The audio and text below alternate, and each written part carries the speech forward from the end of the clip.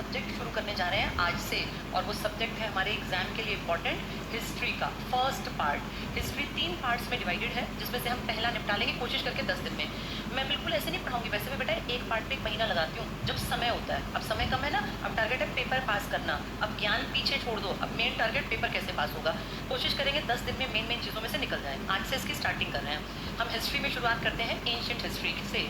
जो लोग फ्राइडे को क्लास में थे उनके दिमाग में एक पिक्चर बनाई थी, मैंने पढ़ाया नहीं था लेकिन एक पिक्चर बनाई थी कि हमें पढ़ना क्या है। अब इस पूरे महीने में जो हम पढ़ेंगे उसमें सबसे पहला टॉपिक है, आज से शुरू कर रहे हैं हड़प्पा। जो आज ही आए हैं या जो पहले भी पढ़ रहे हैं सबके लिए बराबरी से पढ़ा रही हूँ। पहला टॉपिक है हड़प्पा सभ्यता। इसी को कहते हैं इंडस वैली सिविलाइजेशन, जो तुमने 6ठी क्लास में सबने पढ़ी थी।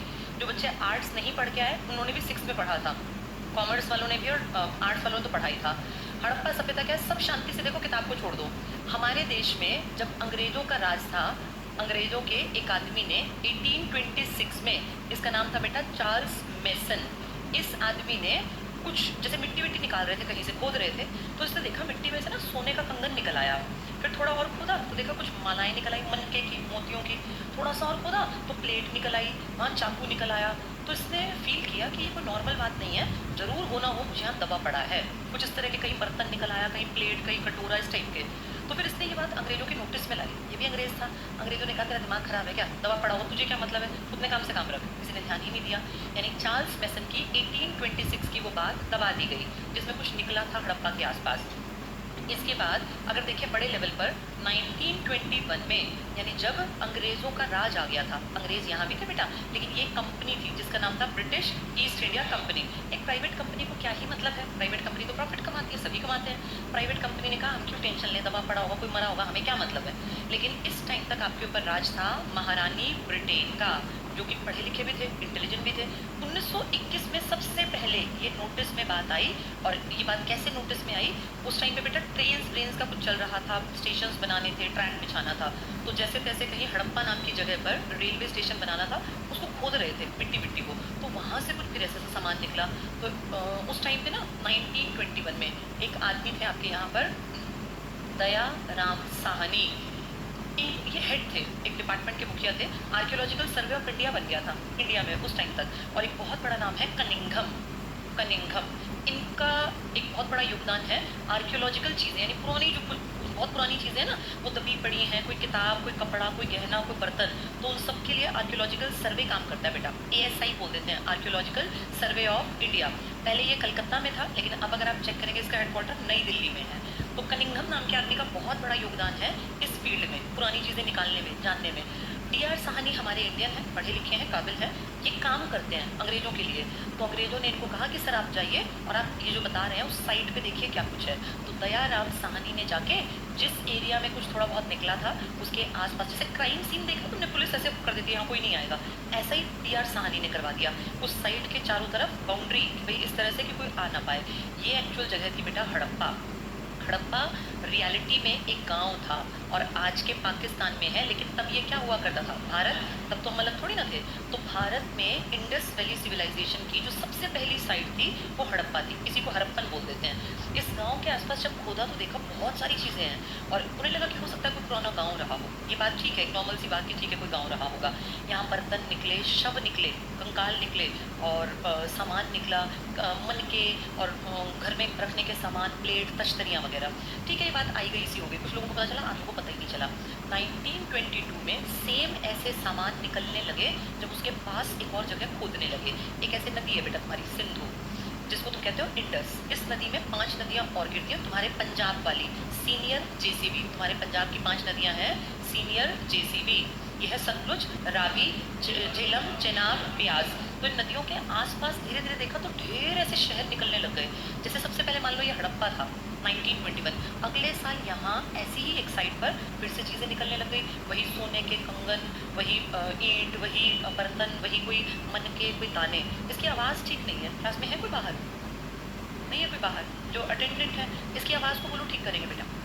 तो दूसरी साइड मिली बेटा, इसको नाम दिया गया मोहनजोदड़ो। मोहनजोदड़ो, इसी के ऊपर मूवी है मोहनजोदाड़ो, जो हमारे ऋतिक रोशन की मूवी आई थी ना 10-12 साल पहले, इसी पर बेस्ड है बेटा। इसका असली मतलब होता है मृतकों का टीला। मोहनजोदाड़ो का मतलब होता है मृतक, यानी जो मर गए इनका टीला। टीला बेटा ऊंचे से एरिया को बोलते हैं, कोई एरिया ऊंचा सा हो ना, इसको इंग्लिश में माउंट कहा जाता है, माउंट, तो इसी को बोलते हैं या मोहनजोदाड़ो। अब यहाँ जब खोदो देखा, ये तो हड़प्पा से भी बहुत बड़ा है, बहुत ही बड़ा। हड़प्पा तो एक लिमिट थी, ये तो खोदते गए आगे, निकलता गया निकलता गया निकलता गया। ये घटना है 1922 की। अब सबको फील होने लगा कि ये कोई छोटी बात नहीं है, ऐसे इतनी चीज़ें मिलना, ऐसे दाने मिलना, मन के मिलना, गहने मिलना, कपड़े मिलना। तो धीरे धीरे ये बात ना बड़ी बनने लगी और ये बात एकदम से तूल पकड़ती पकड़ती पूरे वर्ल्ड के सामने आ गई। 1924 में अंग्रेज़ों को ये बात पूरे वर्ल्ड को बतानी पड़ी, एक्सेप्ट करना पड़ा कि इंडिया में कोई प्राचीन सभ्यता निकली है। पूरे विश्व को ये बात बताई गई कि भाई कुछ ऐसा था यहाँ जो बहुत एडवांस था, जिनके पास उस जमाने में मेटल के सामान थे, जिनको इतनी अकल थी कि मेटल को कैसे गलाया जाता है, जो उस टाइम पे गहने पहनते थे हजारों साल पहले। जब बात बड़ी बनती है ना बेटा, फिर इसके ऊपर साइंटिस्ट भी काम करते हैं। तो फिर कहा ये कब के लोग थे, फाइंड आउट करो, क्या खाते थे, क्या पहनते थे, क्या ओढ़ते थे, कैसी लाइफ। तो इनकी चीज़ों की कार्बन डेटिंग की गई। आप सबको पता है जो चीज़ें कभी जीवित होती हैं उनकी लाइफ कितनी पुरानी है, वो कब की है, ये पता करने के लिए कौन सी विधि अपनाई जाती है? कार्बन डेटिंग से जो इनका टाइम पीरियड निकल के आया, सामान कब के हैं, तो ये कहा कि ये तो 2350 से लेके 1750 ईसा पूर्व के हैं। ये बात हम कर रहे हैं 1924 में। अगर हम इन दोनों के बीच में जीरो मान लें तो जीरो से इतने साल पुरानी बात, और जीरो के बाद कितने साल बीत चुके? 1924, लगभग 2000, यानी 2000 साल तो बाद के बीत गए और लगभग 2000 साल पुराने। 4500 साल पहले इतना ब्रिलियंट दिमाग का आदमी, ये बड़ा चंबा था, क्योंकि बेटा धीरे धीरे इनके ना तराजू भी निकल आए, तोलने वाले माप। जैसे तुमने देखा पुराने टाइम में बाट होते थे, है ना, बाट 5 किलो 10 किलो देखे होंगे ना तुम लोगों ने। अब तो ये इलेक्ट्रॉनिक आ गए, पहले वो बाट होते थे भारी भारी से, तराजू। तो ये देखा, इनको तो बहुत अकल थी, ये तो तराजू भी रखते थे। तराजू का संबंध होता है व्यापार से। तो फिर पूरे वर्ल्ड के सामने अंग्रेजों को एक्सेप्ट करना पड़ा कि इंडिया के आसपास बहुत इंटेलिजेंट लोग थे जो बहुत ज़्यादा एडवांस थे, इंटरनेशनल ट्रेड करते थे। उनके बेटा शिप्स मिली, उस टाइम पे जल प्रबंधन की अकल थी, हमने उस टाइम पे नहरें बना रखी थी, हमने तालाब बना रखे थे सिंचाई की व्यवस्था के लिए। तो पूरे वर्ल्ड के सामने निकल के आया कि एक एडवांस्ड लेवल के लोग रहा करते थे इंडिया में। ये बात अंग्रेजों को थोड़ी शर्म तो आई होगी बताने में, क्योंकि वो तो हमेशा क्या पोर्ट्रे करते थे कि इंडियंस जाहिल हैं, गवार हैं, इन्हें न खाने की अकल न पहनने ओढ़ने की। इनके पता करने के बाद पता चला कि ये तो इंटरनेशनल ट्रेड करते थे, मेसोपोटामिया तक इनका सामान जाता था, फारस की खाड़ी तक, ईरान, इराक, पता नहीं कहाँ कहाँ तक। उस टाइम पे जब अंग्रेजों ने देखा उनके देश में क्या था, तो बेटा सबसे फिसड्डी और मूर्ख लोग थे इस पूरी धरती पर। 4500-5000 साल पहले जब हम सोने का गहना भी पहनते थे, तराजू भी हमारे पास थी, इंटरनेशनल ट्रेड करते थे, और उस टाइम पे हम लोग एक तरह के मुद्रा भी, मुद्रा मतलब समझ गए ना, कॉइन्स टाइप के, ये भी चलाते थे। ये सब दिखाता है कि हमारी जड़ें, हम इंटेलिजेंट लोग थे बेटा, हम लोग कोई ऐसे ही आए गए नहीं थे कि गलती से अमीर बन गए। इंडिया वास्तव में बहुत काबिल देश था। अंग्रेजों को ये बात छिपाने की कोशिश करने के बावजूद दुनिया के सामने किस सन में लानी पड़ी? 24 में। अब ऐसा क्या था कि इसको इतना अब तक पढ़ा जा रहा है? अब तो बेटा 100 साल से ऊपर हो गया, 2025 भी आधे से ज़्यादा गया, मैं 1924 की बात कर रही हूँ। तो क्या है इस सभ्यता में जो आज भी हमारी अगली पीढ़ियाँ पढ़ें? हम क्यों छठी क्लास में ये बच्चे को पढ़ाते हैं? इसका लॉजिक जानो। इन लोगों के जीवन को जानना ज़रूरी है, तब तुम्हें समझ में आएगा कि क्यों पढ़ा रहे हैं इतनी पुरानी सभ्यता को, 5000 साल पहले के इंसान को। सबसे पहले ये कहाँ से कहाँ तक फैली है? जैसे जब शुरुआत हुई तो हड़प्पा मोहनजोदड़ो, लेकिन फिर खोद खोद के देखा है तो पूरे देश में फैली पड़ी थी। ये आज की डेट में अगर इसको मापें अपने देश से, तो बेटा ये कश्मीर से लेके और महाराष्ट्र तक तो हमने खोद ली। तुम्हें लगेगा इसके बाद खत्म हो गई, नहीं, इसके बाद हमने खोदना बंद कर दिया, क्योंकि लोगों ने विरोध करना शुरू किया। उन्होंने कहा तुम ये जो मरे हुए लोग हैं इनको निकालने के चक्कर में लोगों की बस्तियों को खत्म कर रहे हो, तुम लोगों को भगा देते हो, गाँव को उजाड़ देते हो कि यहाँ पुराने लोग दबे हुए हैं, जो मर गए सो मर गए, हमें क्यों घर कर रहे हो? तो फिर हमने इसको रोक दिया। कहाँ से कहाँ तक खोद के निकाल लिया? जम्मू कश्मीर से महाराष्ट्र, यहाँ अगर देखें तो यूपी से लेके बेटा ये, और पाकिस्तान में एक जगह पड़ती है सूतका गेंडोर, यहाँ तक फैला था। पाकिस्तान से आगे अफगानिस्तान में भी 2 साइट मिली, लेकिन वो उतनी इंपॉर्टेंट नहीं है। ये 4 इंपॉर्टेंट हैं। इन्हें कहा जाता है, इसके 4 सिरे, उत्तर से लेके दक्षिण और पूर्व से लेके पश्चिम। तो ये चारों एग्जाम में आ जाते हैं। सबसे उत्तर में क्या है? कश्मीर। सबसे दक्षिण में महाराष्ट्र। अगर वो तुमसे इसके छोटे नाम पूछने लगे तो कश्मीर में एक जगह है बेटा मांडा, ये है सबसे ऊपर का बिंदु, एक गांव मतलब शहर। और महाराष्ट्र में है दैमाबाद, इसी को कहीं कहीं किताबों में दाइमाबाद भी लिखा है। साउथ में दाइमाबाद, ऊपर मांडा, माँ सबसे ऊपर फिर दाइमा। इसके बाद इस तरफ जाओगे तो इस जगह का नाम है आलमगीरपुर। आलमगीरपुर, ये एक नदी है हमारी यूपी में, हिंडन, छोटी सी नदी है, यमुना में गिरती है ये जाके आगे, यमुना फिर आगे जाके गंगा में। तो ये 4 स्पॉट है बेटा, ये तो मैंने छोटा बता ही दिया, सूत का गेंडौर। सबसे ऊपर का छोटे का नाम है मांडा, ये दैमाबाद, आलमगीरपुर और इस तरफ सूत का गेंडौर, ये पाकिस्तान में है। ये 3 जो बताइए हमारे, और उधर वाला पाकिस्तान के बलूचिस्तान में। पाकिस्तान की एक टेरिटरी का नाम क्या है? बलूचिस्तान, यहाँ पर है ये बहुत मिनरल रिच है। जैसे तुम्हारा है ना ये उड़ीसा, बंगाल, बिहार, यहाँ कोयला और ये सब बहुत मिलता है, ऐसे वो है बलूचिस्तान। तो ध्यान से बोर्ड पर देखो, मैं इसकी शेप, ये जो समझा रही हूँ ना, यही फैक्ट में एग्जाम में आएंगे। अगर कॉन्सेप्ट क्लियर होगा तो फैक्ट बहुत आसानी से समझ में आएगा। बोर्ड पे देखते रहना सब लोग। ये बेटा ऐसे है, ट्रायंगल की शेप में। तो कोई तुमसे पूछे कि किस आकार का है, तो तुम कहोगे त्रिभुजाकार। कैसे आकार है इसका? हाँ, ये ट्रायंगुलर है अपनी शेप में, और इसके 4 ये मैंने इंपॉर्टेंट पॉइंट्स बता दिए। कोई पूछे इसकी लंबाई और चौड़ाई बताओ, तो इसकी लंबाई है बेटा 1400 कश्मीर से यहाँ तक की, और चौड़ाई अगर पूछेंगे तो 1600 किलोमीटर ये फैला हुआ है। लंबा कम है, चौड़ा ज़्यादा। इसका पानी का हिस्सा भी इंपॉर्टेंट है, क्योंकि ये इंटरनेशनल ट्रेड में जहाज़ से जाएंगे पानी से बैठ के, तो पानी के ऊपर क्वेश्चन बनेगा। इसकी जो कोस्ट लाइन है, अगर पूछे कोस्ट लाइन कितनी लंबी है, यहाँ वाली ये पानी की सीमा, तो ये 1300 किलोमीटर लंबी है। ऊंचाई लंबाई इसकी कितनी है और चौड़ाई कितनी है, और पानी की तटरेखा, हाँ, इसके ना बेटा ऐसे खोद खोद के निकालते 1500 के आसपास साइट्स मिले। खास बात पता है क्या है? ये सारे के सारे लोग शहरी निकले, ये गांव में रहते ही नहीं थे। अगर हम आज कहें तो भारत का बड़ा हिस्सा आज भी गांव में बसता है, लेकिन आप उस देश में रहते हैं, आपके जो सबसे पहले जो पढ़े लिखे काबिल लोग थे वो सब शहरों में रहते थे। तो ये पूर्ण रूप से शहरी व्यवस्था थी। अब ध्यान से समझना इनके लाइफस्टाइल को, इनके शहर को। लगभग सारे शहर जो 1400-1500 हैं, इनमें से ज़्यादातर, जब हम शुरू में खोद रहे थे ना, तो हमें लगा ये इंडस रिवर के आसपास है, जिसको आप कहते हैं सिंधु नदी। हमें लगा बस ये इसके आसपास बसे हुए हैं ज़्यादातर, तो इसको नाम दे दिया सिंधु घाटी की सभ्यता। अंग्रेजों ने बस थोड़ा ही काम किया। 1921 से 1947 में आपके देश का बंटवारा हो गया। बंटवारे के बाद वो पाकिस्तान चला गया सिंधु वाला, अब हमारा अपना। तो हमने बेटा इसके बाद अपने पे थोड़ा अच्छे ढंग से काम किया तो अंग्रेजों ने भी था, लेकिन उतरे बढ़िया तरीके से नहीं। बाद में हमने देखा कि भैया ये तो बहुत सारे तो हमारे पास बसे हुए थे। इनफैक्ट जितने पाकिस्तान में थे उससे ज़्यादा हमारे देश में थे, लेकिन ये बसे हुए थे उस नदी के किनारे जो आज सिर्फ तुम्हारे कागज़ों में बहती है, जिसे आप कहते हो सरस्वती, जो आज है ही नहीं। इसके आसपास ढेर बसे हुए थे। तब सरस्वती आज जैसी नहीं थी बेटा, तब ये सरस्वती जाती थी यमुना के साथ जाके गंगा में मिलती थी। त्रिवेणी का नाम सुना है तुमने? संगम, कहते हैं 3 नदियों का संगम था, गंगा, यमुना और सरस्वती। पुरानी मूवीज में नहीं कहते गंगा यमुना सरस्वती। आज सरस्वती गायब है।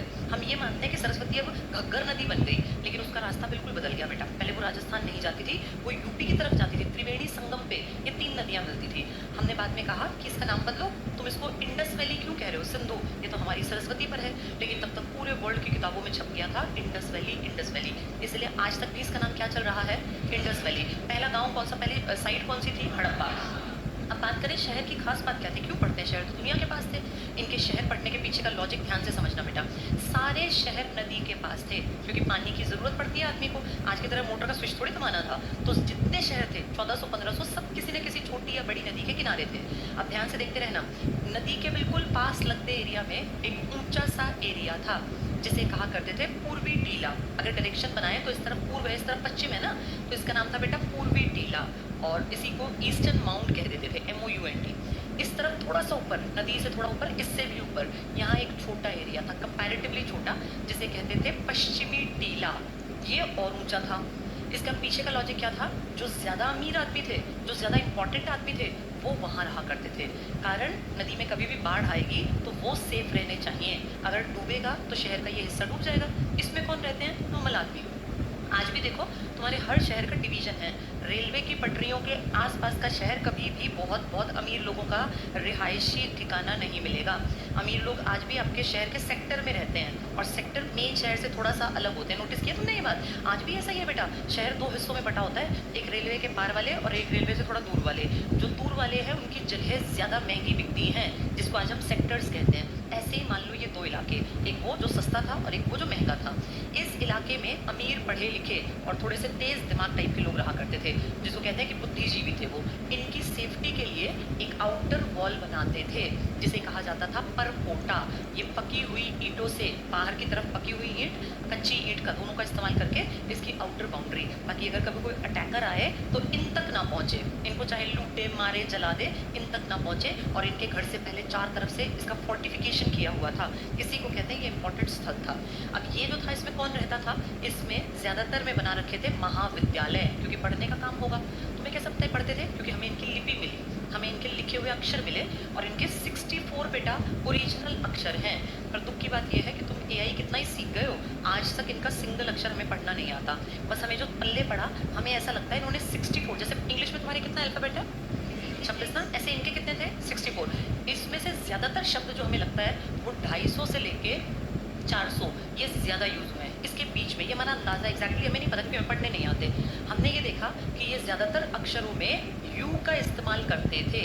यू का, कभी यू के नीचे ऐसे लगी मिलेगी, कभी ऐसे लगा मिलेगा, कभी ऐसे ऐसे लगा मिलेगा। इसका मतलब क्या है हमें नहीं पता, पर इनके ज्यादातर लिपि में यू आकार का इस्तेमाल ज्यादा हुआ। और कहीं कहीं पर देखने पर मछली जैसा आकार भी दिखाई देता है। क्या पता इसका क्या मतलब रहा हो? अब जैसे आज से 10-20 हज़ार साल बाद मानो सब कुछ खत्म हो जाए, कोई ऐसा वॉर हो, पेंडेमिक, सब मर आ जाए, फिर कभी अगली सभ्यता में कोई हमारी चीजें निकाले, तो कहीं दबी पड़ी मिलेगी हमारी संविधान की किताब या किसी और देश का कुछ भी, तो वो निकाल के सोचेंगे भाई ये लोग ऐसे क्या लिखते थे, ऐसे गोल गोल से, क्योंकि समझ में ही नहीं आएगा क्या करते थे। उनको अजीब लगेगा, ऐसे हमें ये अजीब लग रहा है।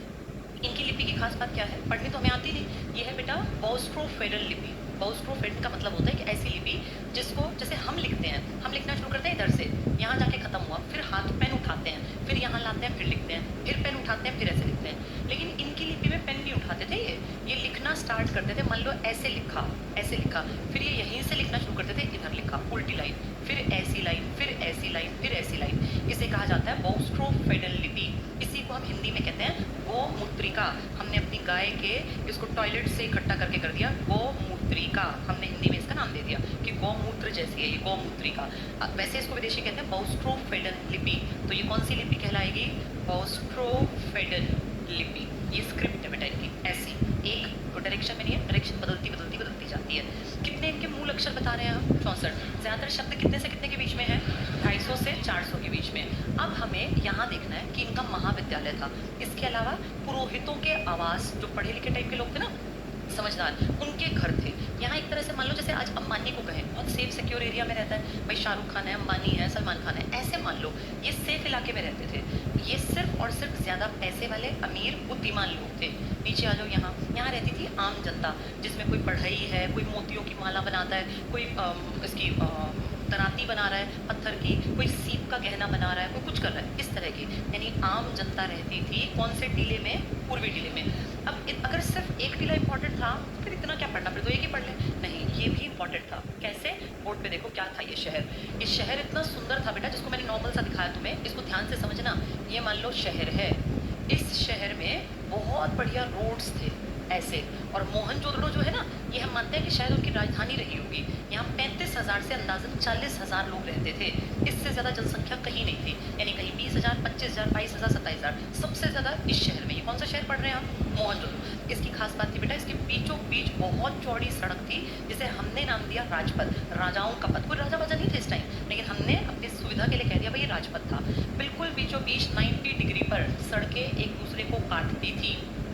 ये मुख्य सड़क थी, इस सड़क से व्यापारी आते जाते थे। इसके अलावा अब अंदर क्या था देखो, ये गलियां थी बेटा। गलियां थोड़ी सी पतली होती है ना सड़क के मुकाबले, इन बिल्कुल सेम सारे का स्ट्रक्चर।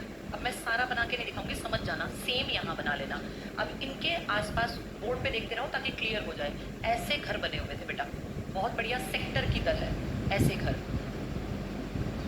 इस तरीके से घर थे। ये मुख्य सड़क, ये गली, घरों के दरवाजे गलियों में खुलते थे। सिर्फ एक साइड है जहाँ पे घर के दरवाजे मेन रोड पे खोल रखे हैं। अभी भी तुम देखो तुम्हारे गांव में जो मेन सड़क है उस पे कम लोग घर बनाते हैं, उस पे प्लॉट प्लूट ज्यादा होते हैं, घेर वगैरह। घर हमेशा गांव के अंदर की तरफ होते हैं जहाँ गलियां जाती हैं। मुख्य सड़क पे घर बनाने का ट्रेंड अब भी कम है, तब तो था ही नहीं। कारण लुटेरे, कोई आएगा तो मुख्य सड़क को लूटना आसान है, गलियों में घुस के किसी को मारना मुश्किल है, क्योंकि लोग क्या पता इकट्ठे होकर उसको पकड़ ले। तो इसलिए घर के दरवाजे हमेशा किस तरफ खुले होते थे? गलियों की तरफ। ऐसा सारा स्ट्रक्चर था बेटा, देखने में लगता था कोई शतरंज का जैसे वो बिछा रखा हो, ग्रिड सिस्टम था, जाल बिछा हुआ था पूरा शतरंज टाइप का, बिल्कुल सेम ऐसा ही स्ट्रक्चर यहाँ। तो इनके घर देखो कितने बढ़िया हैं, सिस्टमैटिक हर चीज़ है इनकी। इनका पूरा शहर डिवाइडेड है बहुत बेहतरीन सड़कों में, सड़कें फिर आगे गलियों में। अब ये शहर समझ में आया। इस शहर के बाद एक घर को समझो कि एक घर कैसा था। देखो बोर्ड पर, अब एक सिंगल घर बना रही हो, ये मान लो किसी का घर है। इस घर की एंट्री यहाँ पर गली में से होगी। जैसे ही कोई घर में आएगा ना, गली में से घुसेगा, तो सबसे पहला काम कर रखा था घर में घुसते ही दीवार। ये मान लो यहाँ से एंट्री है, यहाँ से मान लेते हैं, यहाँ से यहाँ घुसते ही 5, 5.5, 6 फुट की दीवार ऊपर मिला नहीं रखी। मान लो अपने घर में तुम घुसते ही तुम्हें घर दिखता है, घर नहीं दिखता था, घुसे 2 फुट छोड़ के और एक दीवार खड़ी थी। इसके पीछे का लॉजिक हमें ऐसा लगता है ये रहा होगा कि घर में आते ही किसी को ना पता चले कि अंदर क्या हो रहा है। घर में बहन बेटी भी होती है, सबकी माँ भी है, भाभी भी है, बहन भी है, तो ये सेफ्टी के लिए था कि घर में कोई आया, आहट तो होगी ना आदमी के आने की, पीछे घर वाले एकदम समझ जाएंगे कि भाई, जैसे आजकल लोग फोन करते हैं, हाँ हम आ रहे हैं, तो तुम अपने घर को ठीक सा कर लेते हो एकदम से, वैसे चाहे तुम कैसे ही पड़े रहते हो। ये मान लो ये सेफ्टी थी, कोई आ गया तो ठीक बैठ जाओ, भाई कोई कैसे उठा बैठा लेटा है। अब यहाँ से आदमी घुसेगा, मान लेते हैं एक आदमी ने एंट्री की है यहाँ गली में से, घर में गया, दोनों तरफ से जा सकते हैं। घर में घुसते ही पीछे यहाँ पर इस दीवार के ठीक पीछे ये कच्चा आंगन था बेटा, ये ईंटों से बना हुआ था, कच्चा आंगन, कच्ची ईंटों से बना। अब आंगन में धूप आती होगी, जहाँ धूप आएगी वहाँ आंधी बीमारी तो वैसे भी नहीं रहेगी। खुला आंगन था ये, एक घर का स्ट्रक्चर इमेजिन करके रखना। इसी आंगन में यहाँ पर एक कुआं था, ये मान लो कुआं बना दिया, यानी पानी का स्तर इतना ऊपर था कि घर में भी कुआं खुद सकता था। एक 24 आवर्स की पानी की वो हो गई सेफ्टी। इसके बिल्कुल पास में यहाँ पर वॉशरूम था। उस टाइम पे टॉयलेट वॉशरूम कितनी बड़ी कल्पना है। और बड़ी बात यह है, वॉशरूम के पास ही यहाँ पे किचन भी था। इन दोनों में नीचे ड्रेनेज के लिए पाइप लगा रखे थे, जैसे आज घर बनाते हैं तो देखा पाइप्स लगते हैं, सेम ऐसे टॉयलेट और किचन के पाइप दबे हुए थे जो सीधे फिर गली में बाहर जाते थे। यानी पूरे घर का सिस्टम कितना बड़ा, हर घर में था। ये अमीर गरीब की बात नहीं, हर एक घर में। यहाँ पे ये सारा आंगन हो गया, आंगन में कुआं, कच्चा आंगन है, वहीं पे पास में टॉयलेट है, किचन है। अब इसमें जब पीछे जाएंगे घर में यहाँ से, तो यहाँ बेटा कमरे स्टार्ट हो जाएंगे। बड़े बड़े कमरे बनाए जाते थे और एक घर में 4 से 5 कमरे तो हर एक घर में थे, चाहे कितना ही गरीब आदमी होगा, 4-5 कमरों का घर था। जिनके पास पैसा था उनके घरों में सीढ़ियाँ मिली हैं, इसका मतलब डबल स्टोरी घर रहा होगा, जीना चढ़ा हुआ था। जीना चढ़ाने का मतलब ऊपर भी जाते होंगे ना, घर बना रखा होगा। किसी का सिंगल स्टोरी, किसी का डबल स्टोरी घर था, किसी किसी के में कहते हैं 30-30 कमरे भी थे बेटा। जिनके पास पैसा था, जो पुरोहित टाइप के लोग थे, वो एक्स्ट्रा चीज़ों को रखते होंगे, भरते होंगे, जैसे गेहूँ भर लिया, जौ भर लिया, धान भर लिया, ऐसे। तो 4-5 कमरे अमूमन हर घर में। अब इस सब को देख के बताओ कि क्या इनका लाइफस्टाइल आरामदायक था या दिक्कतें थी। घर में पानी, 24 घंटे का पानी, घर में टॉयलेट, घर में किचन, घर में कई कई कमरे, और अमीरों के में डबल स्टोरी, यानी ज़िंदगी बहुत ज़्यादा बेहतर थी। ये बेटा बहुत मेहनत करते थे, खूब पैसा था। पैसा का मतलब वैसे हमारी तरह नोट नहीं, रिहाइश में आराम से रहना। मुद्रा का, पैसे का चलन था, अलग तरह की बेलनाकार मुद्राएं विदेशों में मिली हैं और विदेशियों की यहाँ। बहुत बढ़िया लाइफस्टाइल था। कभी किसी भगवान का मंदिर नहीं बनाया, ना मस्जिद बनाई, ना गुरुद्वारा बनाया। हमें 1500 शहर मिले, किसी में मंदिर, मस्जिद, गुरुद्वारा या कुछ भी नहीं मिला। इसका मतलब शायद ये धार्मिक तो थे, पूजा तो करते थे, लेकिन दिखावट नहीं करते थे और ना ही ये कुछ बनाते थे। अपने घरों में पूजा अर्चना जो करनी होगी कर लेंगे। कितना बढ़िया लाइफस्टाइल है। अब इससे अंदाज़ा लगाओ कि एक शहर है जिसमें बहुत बढ़िया सड़कें हैं, बेहतरीन गलियां हैं, सब घरों के दरवाजे गली में खुलते हैं, सब घर इक्वल हैं। हर घर में मोहनजोदड़ो में कुआं है, टॉयलेट है, किचन है, 5-6 कमरे हैं, डबल स्टोरी घर भी है। ये सुन के लग रहा है ना बहुत बढ़िया लाइफस्टाइल था। अब लाइफस्टाइल में इसके अलावा क्या आता है, ध्यान से देखो। एक इंपॉर्टेंट चीज़ होती है, इनका खान पान क्या था, क्योंकि कोई अमीर है तो उसके खान पान पे इस चीज़ का असर दिखता होगा, बढ़िया खाते होंगे। अब ये खाते क्या थे, इनका मेन फूड हमारे जैसे ही थे बेटा, बिल्कुल। मेन फूड में इनका सबसे पहला था जौ। अभी भी बहुत लोगों ने ना बेटा गेहूं कम कर दिया और जौ और ये सब खाने लग गए। इनका मेन फूड ही जौ था। जौ के अलावा ये लोग चावल भी पैदा करते थे, धान कह लो, पैडी या कुछ भी कह लो, और तीसरा गेहूं। इन तीनों की रोटी बनती होगी, गेहूं की, चावल की, जौ की, क्योंकि तीनों का आटा बन सकता है। चावल हो सकता है क्षीर के नाम पे, खीर के नाम पे भी खाते हो। ये 3 तो मेन फूड हो गए। सब्जियों में ये, क्योंकि रोटी के साथ सब्जी भी तो खाओगे, सब्जी में ये बनाते थे मटर, दाने मिले हमें, 5वां दालें मिली, मटर के दाने और दाल मिली। हमारी तरह है, रोटी सब्जी हो गई। अब सब्जी में छोंक लगाना पड़ेगा, तड़का लगाना पड़ेगा, तो इनकी हमें मिली राई, राई के दाने, एक मिली हमें सरसों और एक मिला तिल।